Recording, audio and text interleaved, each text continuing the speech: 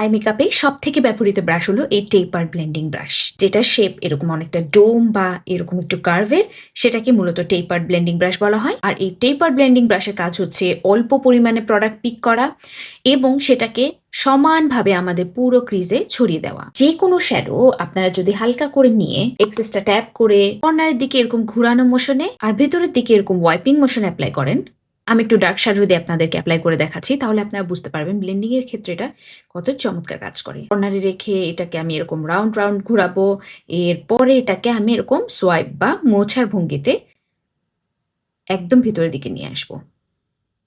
যেহেতু এই ধরনের ব্রাশ খুব বেশি শ্যাডো পিক আপ করে না, এই কারণে এটা ব্লেন্ডিং এর জন্য পারফেক্ট এবং বিগিনারদের জন্য পারফেক্ট। এবং ব্রাশ সবসময় ধরবেন এরকম শেষের দিকে, এতে করে ব্রাশটা খুব হালকাভাবে চোখের উপরে বোলানো যায়। প্রেশার কম পড়ে, এই কারণে ব্লেন্ডিং সুন্দর হয়। এবং এটাও যদি ডার্ক করতে হয় তাহলে আবারও একটু একই শ্যাডো নিয়ে অ্যাপ্লাই করতে পারেন। এবং এই পুরোটাই কিন্তু আমি অ্যাপ্লাই করছি একই ব্রাশ দিয়ে। একবার এক লেয়ার ব্যবহার করা হয়ে গেলে আবারও একই ব্রাশ নিয়ে একই শ্যাডো নিয়ে আবারও অ্যাপ্লাই করতে পারেন। দেখবেন এটাতেই খুব সুন্দর একটা গ্রেডিয়েন্ট ভাব চলে এসেছে। এই কারণে টেপার ব্লেন্ডিং ব্রাশ আমি আপনাদেরকে সাজেস্ট করব একদম শুরুর দিকে।